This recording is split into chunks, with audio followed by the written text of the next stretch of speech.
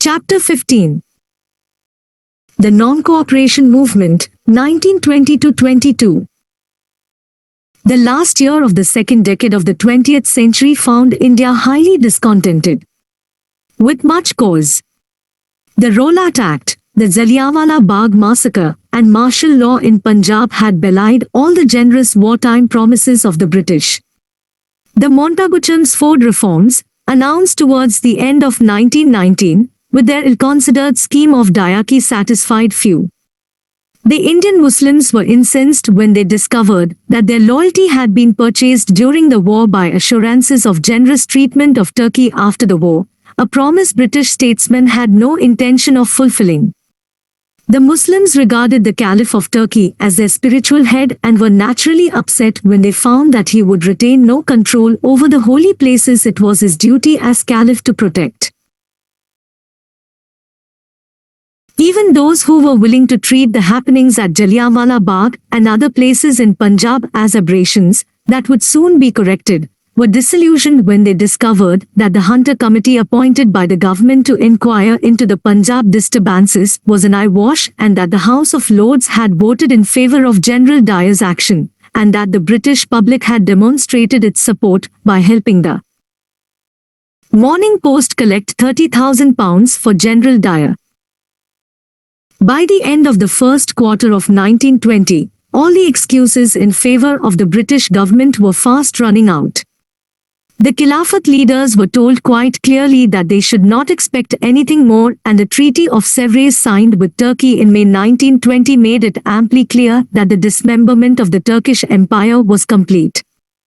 Gandhiji, who had been in close touch with the Khilafat leaders for quite some time, and was a special invitee to the Khilafat Conference in November 1919, had all along been very sympathetic to their cause, especially because he felt the British had committed a breach of faith by making promises that they had no intention of keeping.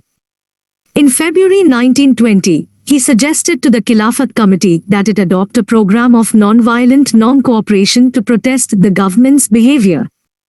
On 9 June 1920, the Khilafat Committee at Allahabad unanimously accepted the suggestion of non-cooperation and asked Gandhiji to lead the movement. Meanwhile, the Congress was becoming skeptical of any possibility of political advance through constitutional means. It was disgusted with the Hunter Committee report, especially since it was appraised of brutalities in Punjab by its own inquiry committee. In the circumstances, it agreed to consider non-cooperation. The AICC met in May 1920 and decided to convene a special session in September to enable the Congress to decide on its course of action. It was apparent they had to work out something soon, for it was clear that the people were chafing for action. Large numbers of them, who had been awakened to political consciousness by the incessant propaganda efforts that the nationalist leadership had been making for the previous 4 decades or more, were thoroughly outraged by what they perceived as insults by the British government. To swallow these insults appeared dishonourable and cowardly. Also, many sections of Indian society suffered considerable economic distress. In the towns, the workers and artisans, the lower middle class and the middle class had been hit by high prices and shortage of food and essential commodities. The rural poor and peasants were in addition victims of widespread drought and epidemics.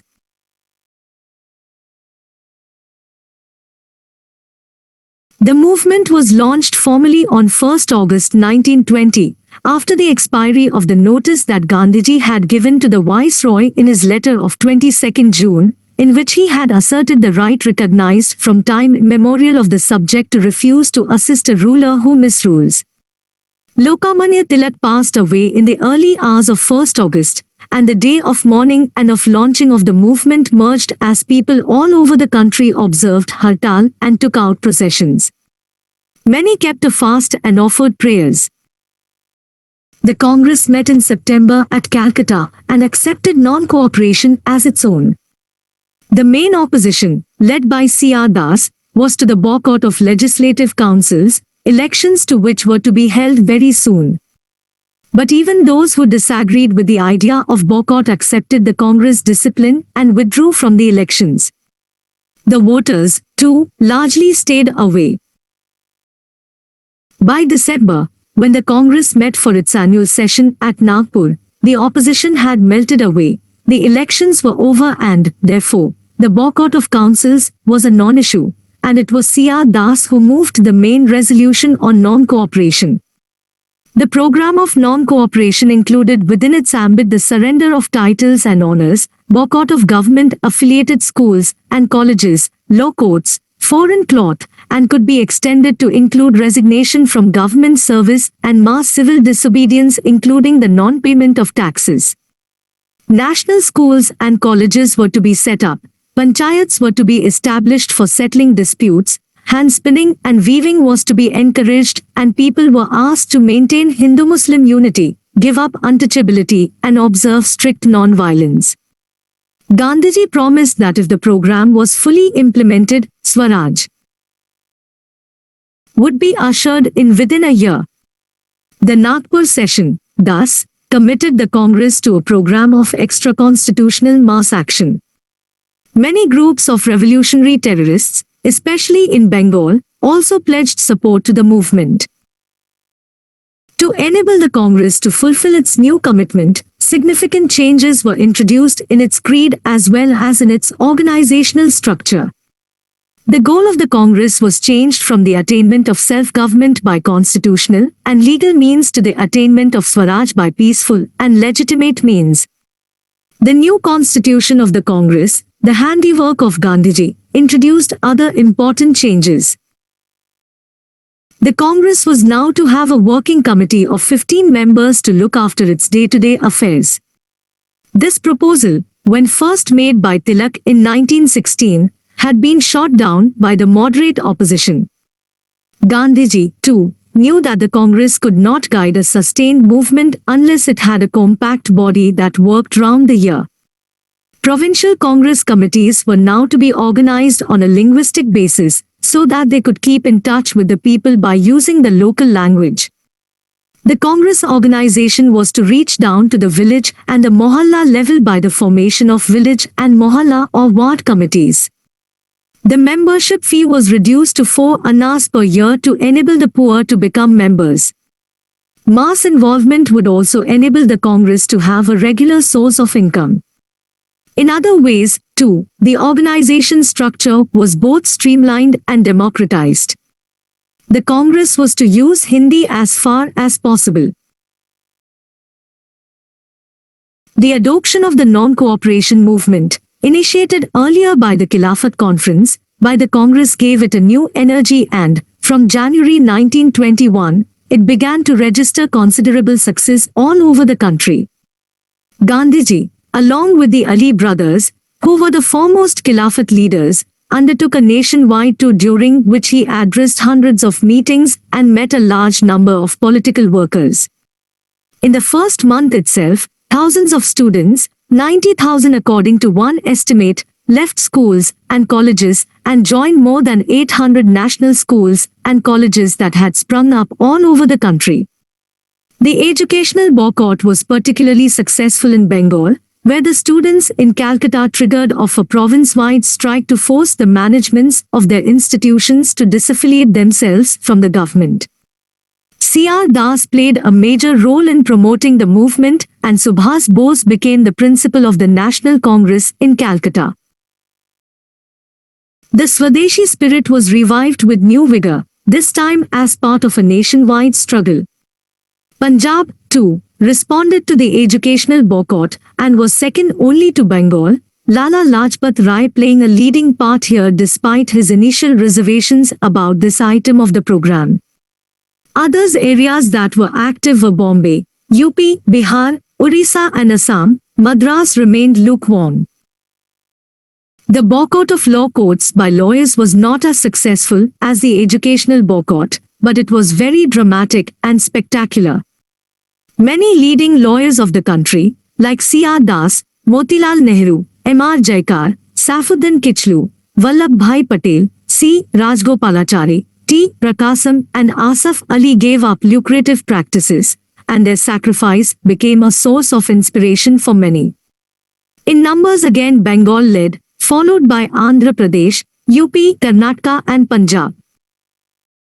But, perhaps, the most successful item of the program was the boycott of foreign cloth.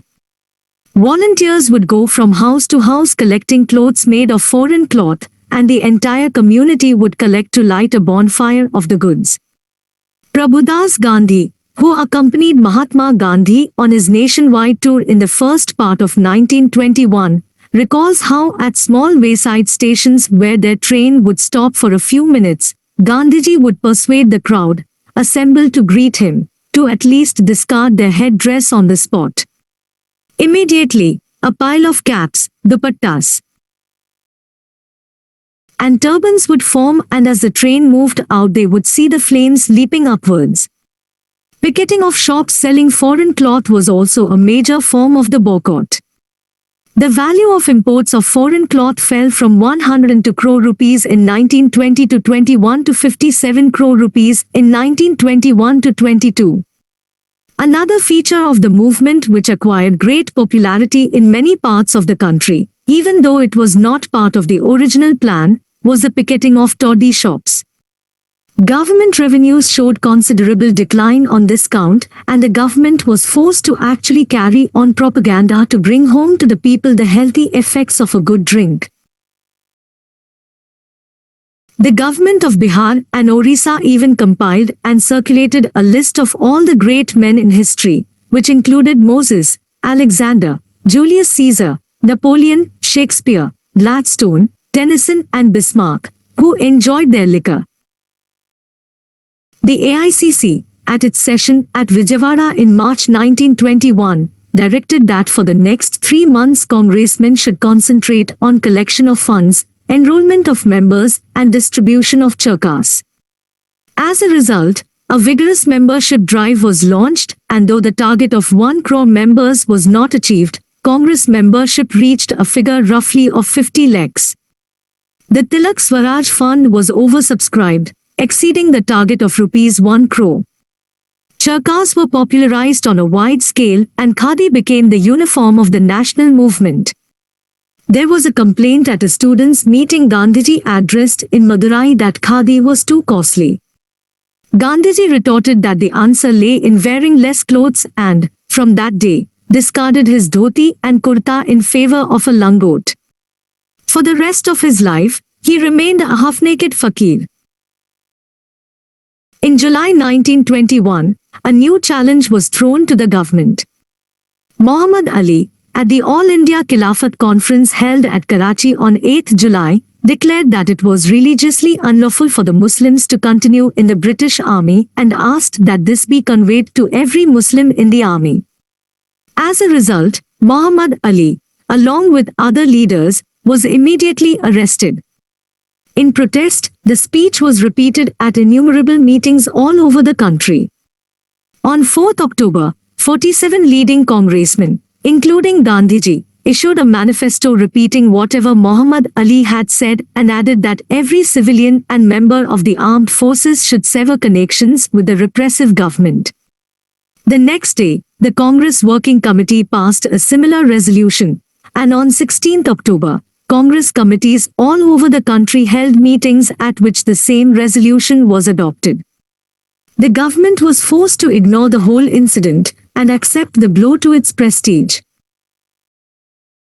The next dramatic event was the visit of the Prince of Wales, which began on 17 November 1921. The day the prince landed in Bombay was observed as a day of hartal all over the country. In Bombay, Gandhiji himself addressed a mammoth meeting in the compound of the Elphinstone mill owned by the nationalist Umar Shobni, and lighted a huge bonfire of foreign cloth.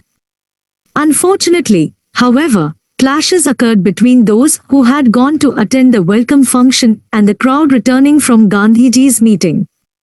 Riots followed, in which Parsis, Christians, Anglo-Indians became special targets of attack as identifiable loyalists. There was police firing, and the 3-day turmoil resulted in 59 dead. Peace returned only after Gandhiji had been on fast for 3 days.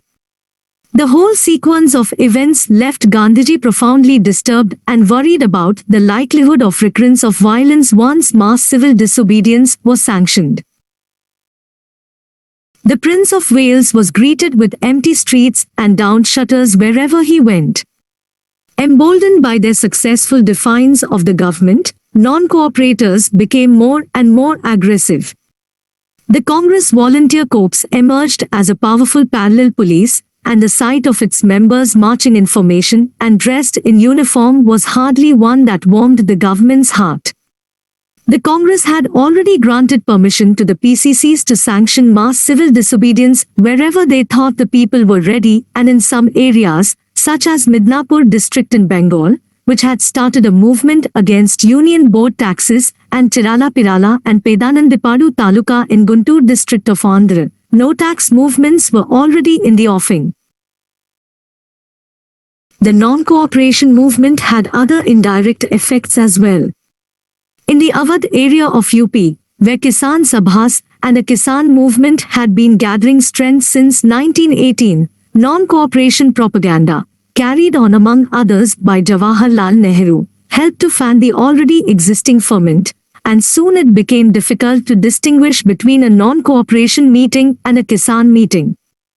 In Malabar and Kerala, non-cooperation and Khilafat propaganda helped to arouse the Muslims' tenants against their landlords, but the movement here, unfortunately, at times took on a communal color. In Assam, laborers on tea plantations went on strike. When the fleeing workers were fired upon, there were strikes on the steamer service and on the Assam-Bengal Railway as well. J.M. Sengupta, the Bengali nationalist leader, played a leading role in these developments. In Midnapur, a cultivator's strike against a white Smindari company was led by a Calcutta medical student. Defiance of forest laws became popular in Andhra. Peasants and tribal in some of the Rajasthan states began movements for securing better conditions of life. In Punjab, the Akali movement for wresting control of the Gurudwaras from the corrupt Mahants, priests, was a part of the general movement of non-cooperation, and the Akalis observed strict non-violence in the face of tremendous repression. The examples could be multiplied, but the point is that the spirit of unrest and defiance of authority engendered by the non-cooperation movement contributed to the rise of many local movements in different parts of the country, movements which did not often adhere strictly either to the program of the non-cooperation movement or even to the policy of non-violence. In this situation, it was hardly surprising that the government came to the conclusion that its earlier policy had not met with success and that the time to strike had arrived. In September 1920, at the beginning of the movement, the government had thought it best to leave it alone, as repression would only make martyrs of the nationalists and fan the spirit of revolt. In May 1921, it had tried, through the Gandhi reading talks, to persuade Gandhiji to ask the Ali brothers to withdraw from their speeches those passages that contained suggestions of violence. This was an attempt to drive a wedge between the Khilafat leaders and Gandhiji, but it failed. By December, the government felt that things were really going too far and announced a change of policy by declaring the volunteer corps illegal and arresting all those who claimed to be its members. C.R. Das was among the first to be arrested, followed by his wife Basanti Devi, whose arrest so incensed the youth of Bengal that thousands came forward to court arrest. In the next 2 months, over 30,000 people were arrested from all over the country, and soon only Gandhiji out of the top leadership remained out of jail. In mid-December, there was an abortive attempt at negotiations, initiated by Malvi, but the conditions offered were such that it meant sacrificing the Khilafat leaders, a course that Gandhiji would not accept. In any case, the home government had already decided against a settlement and ordered the Viceroy, Lord Reading, to withdraw from the negotiations. Repression continued, public meetings and assemblies were banned, newspapers gagged, and midnight raids on Congress and Khilafat offices became common. Gandhiji had been under considerable pressure from the Congress rank and file as well as the leadership to start the phase of mass civil disobedience. The Ahmedabad session of the Congress in December 1921 had appointed him the sole authority on the issue. The government showed no signs of relenting and had ignored both the appeal of the All-Parties Conference held in mid-January 1922 as well as Gandhiji's letter to the Viceroy announcing that, unless the government lifted the ban on civil liberties and released political prisoners, he would be forced to go ahead with mass civil disobedience. The Viceroy was unmoved and, left with no choice, Gandhiji announced that mass civil disobedience would begin in Bardoli Taluka of Surat district, and that all other parts of the country should cooperate by maintaining total discipline and quiet so that the entire attention of the movement could be concentrated on Bardoli.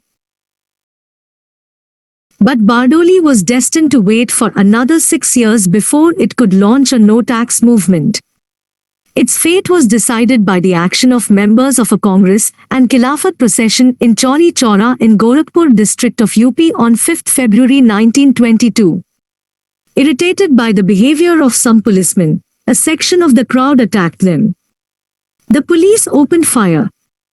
At this, the entire procession attacked the police and when the latter hid inside the police station, set fire to the building. Policemen who tried to escape were hacked to pieces and thrown into the fire. In all, 22 policemen were done to death. On hearing of the incident, Gandhiji decided to withdraw the movement. He also persuaded the Congress Working Committee to ratify his decision and thus, on 12 February 1922, the non-cooperation movement came to an end. Gandhiji's decision to withdraw the movement in response to the violence at Chauri Chaura raised a controversy whose heat can still be felt in staid academic seminars and sober volumes of history. Motilal Nehru, C.R. Das, Jawaharlal Nehru, Subhas Bose, and many others have recorded their utter bewilderment on hearing the news.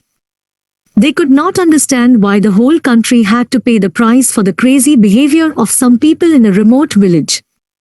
Many in the country thought that the Mahatma had failed miserably as a leader and that his days of glory were over. Many later commentators, following the tradition established by a Palme Dutt in India today, have continued to condemn the decision taken by Gandhiji and seen in it proof of the Mahatma's concern for the propertied classes of Indian society. Their argument is that Gandhiji did not withdraw the movement simply because of his belief in the necessity of non-violence. He withdrew it because the action at Chauri Chaura was a symbol and an indication of the growing militancy of the Indian masses, of their growing radicalization, of their willingness to launch an attack on the status quo of property relations. Frightened by this radical possibility and by the prospect of the movement going out of his hands and into the hands of radical forces, and in order to protect the interests of landlords and capitalists who would inevitably be at the receiving end of this violence, Gandhiji cried halt to the movement. They have found supportive proof in the resolution of the Congress Working Committee of 12 February 1922, popularly known as the Bardoli Resolution, which, while announcing the withdrawal, asked the peasants to pay taxes and tenants to pay rents. This, they say, was the real though hidden motive behind the historic decision of February 1922. It seems, however, that Gandhiji's critics have been less than fair to him. First, the argument that violence in a remote village could not be a sufficient cause for the decision is in itself a weak one. Gandhiji had repeatedly warned that he did not even want any non-violent movement in any other part of the country while he was conducting mass civil disobedience in Bardoli, and in fact had asked the Andhra PCC to withdraw the permission that it had granted to some of the district Congress committees to start civil disobedience. One obvious reason for this was that, in such a situation of mass ferment and activity, the movement might easily take a violent turn, either due to its own volatile nature or because of provocation by the authorities concerned, as had actually happened in Bombay in November 1921 and later in Chauri Chaura. Also, if violence occurred anywhere, it could easily be made the excuse by the government to launch a massive attack on the movement as a whole. The government could always cite the actual violence in one part as proof of the likelihood of violence in another part of the country, and thus justify its repression. This would upset the whole strategy of non-violent civil disobedience, which was based on the principle that the forces of repression would always stand exposed since they would be using armed force against peaceful civil resistors. It was, therefore, not enough to assert that there was no connection between Chauri Chaura and Bardoli. It is entirely possible that in Gandhiji's assessment the chances of his being allowed to conduct a mass civil disobedience campaign in Bardoli had receded further after Chauri Chaura.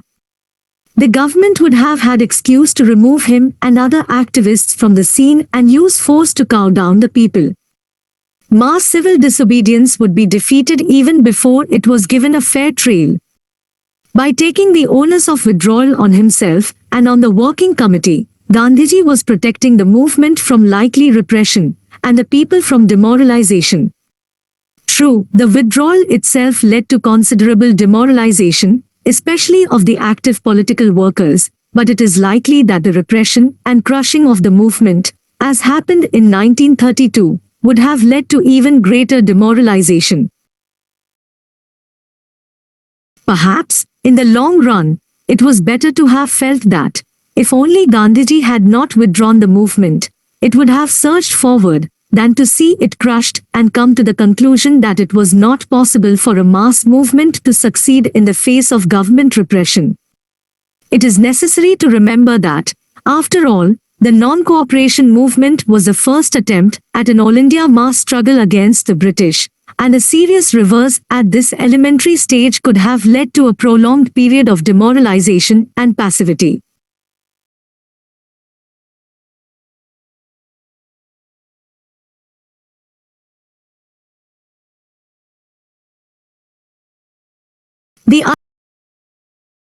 The other argument that the real motive for withdrawal was the fear of the growth of radical forces, and that Chauri Chaura was proof of the emergence of precisely such a radical sentiment, is on even thinner ground.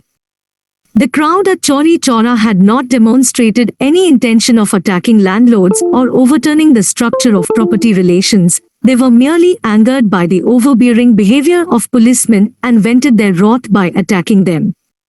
Peasant unrest in most of Awadh and Malabar had died out long before this time, and the Eka movement that was on in some of the rural areas of Awadh showed no signs of wanting to abolish the zamindari system. It only wanted zamindars to stop illegal cesses and arbitrary rent enhancements. In fact, one of the items of the oath that was taken by peasants who joined the Eka movement was that they would pay rent regularly at Kharif and Rabi. The no-tax movement in Guntur was very much within the framework of the non-cooperation movement. It was directed against the government and remained totally peaceful. Moreover, it was already on the decline before February 1922. It is difficult to discern where the threat from radical tendencies is actually located.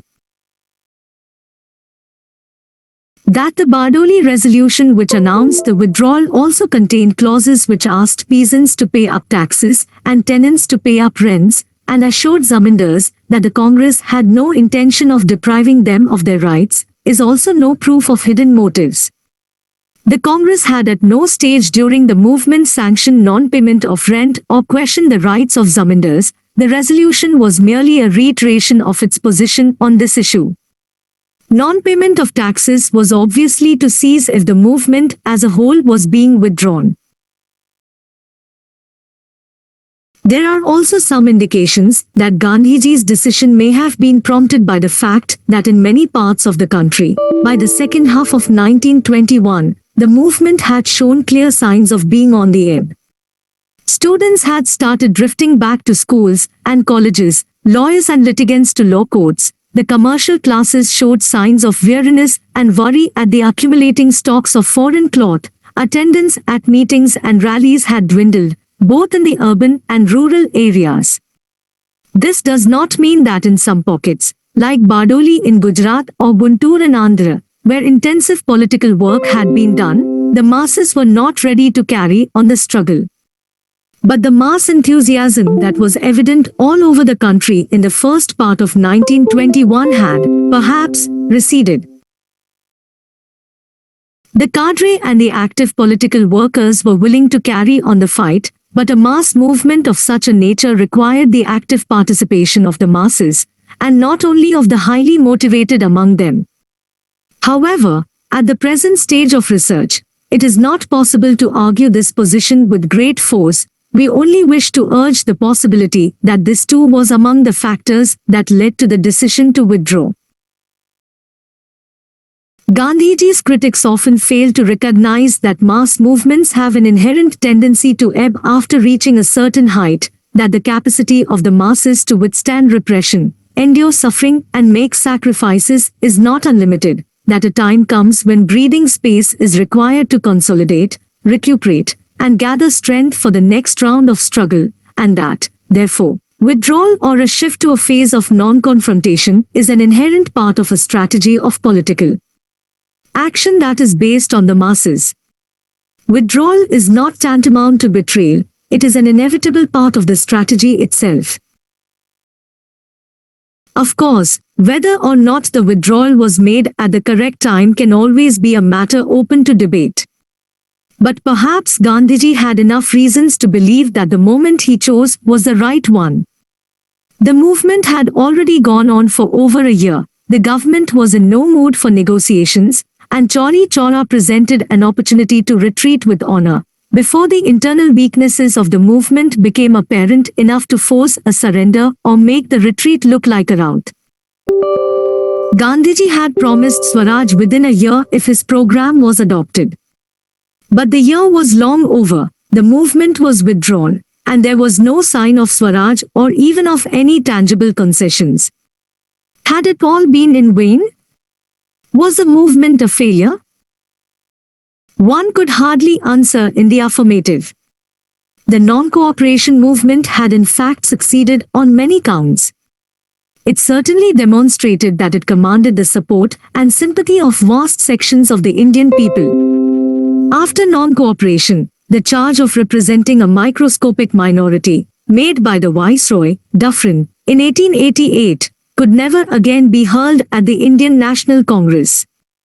Its reach among many sections of Indian peasants, workers, artisans, shopkeepers, traders, professionals, white-collar employees had been demonstrated.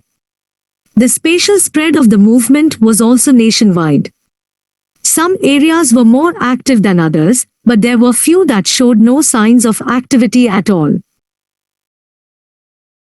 The capacity of the poor dumb millions of India to take part in modern nationalist politics was also demonstrated.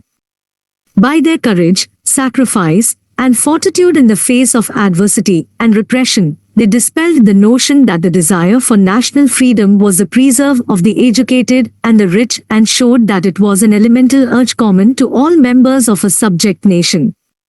They may not as yet have fully comprehended all its implications, understood all the arguments put forth in its favor or observed all the discipline that the movement demanded for its successful conduct.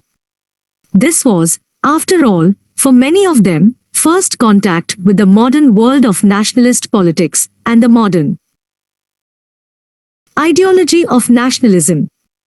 This was the first time that nationalists from the towns, students from schools and colleges or even the educated and politically aware in the villages had made a serious attempt to bring the ideology and the movement into their midst. Its success was bound to be limited, the weaknesses many. There were vast sections of the masses that even then remained outside the ambit of the new awakening.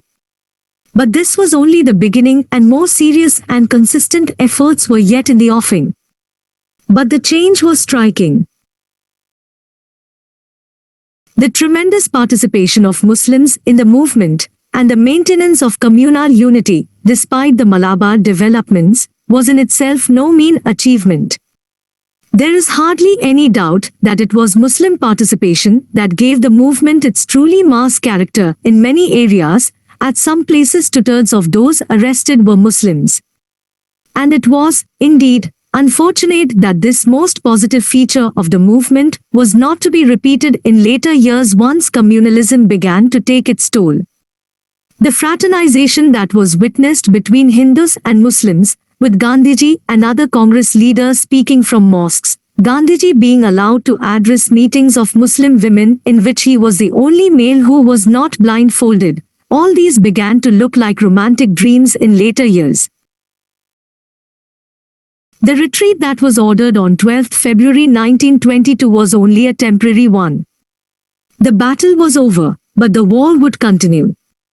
To the challenge thrown by Montagu and Birkenhead that India would not challenge with success the most determined people in the world, who would once again answer the challenge with all the vigor and determination at its command, Gandhiji, in an article written in Young India on 23 February 1922 after the withdrawal of the movement, replied, "It is high time that the British people were made to realize that the fight that was commenced in 1920 is a fight to the finish, whether it lasts 1 month or 1 year or many months or many years, and whether the representatives of Britain reenact all the indescribable orgies of the Mutiny days with redoubled force or whether they do not."